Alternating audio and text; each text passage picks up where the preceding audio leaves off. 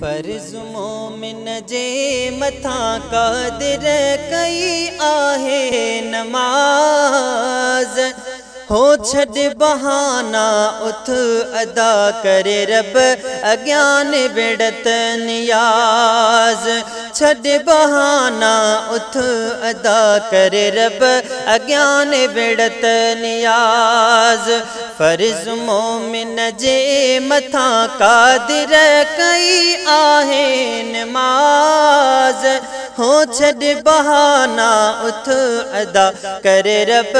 अज्ञान बेड़त नियाज़ बिस्तरे खे छॾ फजुर ले रख बेपहरीअ जो ख़याल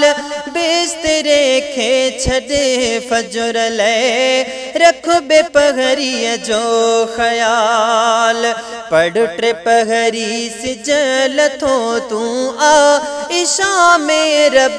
जो राज ओ छॾ बहाना उथ अदा करे रब अज्ञान बेड़त नियाज़ छॾ बहाना उथ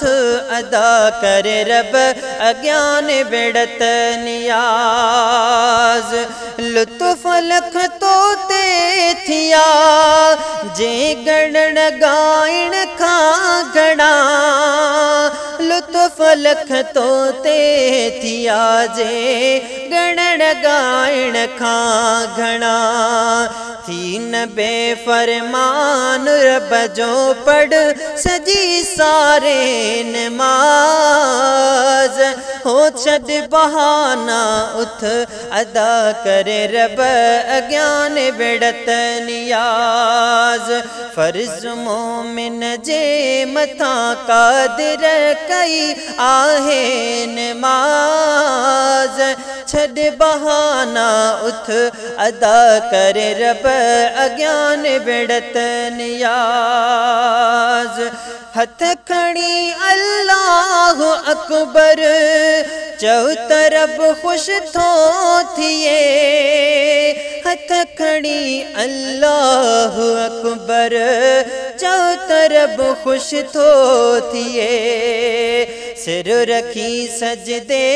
अंदर में राज आतो ले नमाज़ ओ छॾ बहाना उथ अदा कर रब अज्ञान बेड़त नियाज़ छॾ बहाना उथ अदा कर रब अज्ञान बेड़त नियाज़ फर्ज़ मोमिन जे मथा क़ादिर कई आहे नमाज़ ओ छॾ बहाना उथ अदा कर रब अज्ञान बेड़त नियाज़ पढ़ जमायत सान माज़ू ही सुन्नत सरवर सदी पढ़ जमायत सान माज़ू ही सुन्नत सरवर सदी पर मुनाफ़िक़रीअ जमायत जे पढ़न वेही नमाज़ ओ छॾ बहाना उथ अदा कर रब अज्ञान बेड़त नियाज़ छॾ बहाना उथ अदा कर रब अज्ञान बेड़त नियाज़ रब रखायो आन माज़ने में वडो दिल जो सुरूर रब रखायो आन माज़ने में वडो दिल जो सुरूर रिज़्क़ में बरकत पवे दुख दर्द लाहे थी नमाज़ हो छॾ बहाना उथ अदा कर रब अज्ञान बेड़त नियाज़ हो छॾ बहाना उथ अदा कर रब अज्ञान बेड़त नियाज़ फर्ज़ मोमिन जे मथा क़ादिर कई आहे नमाज़ छड़ बहाना उठ अदा कर रब अज्ञान बेड़त निया।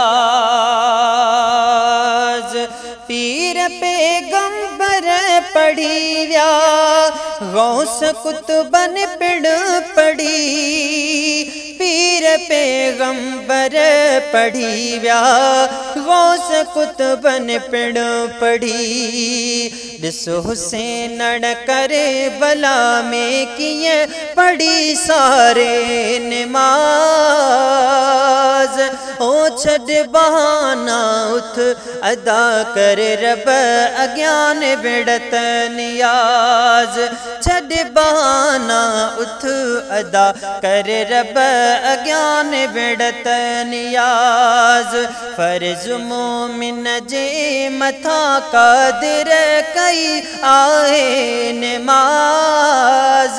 छॾ बहाना उथ अदा करे रब अज्ञान बेड़त नियाज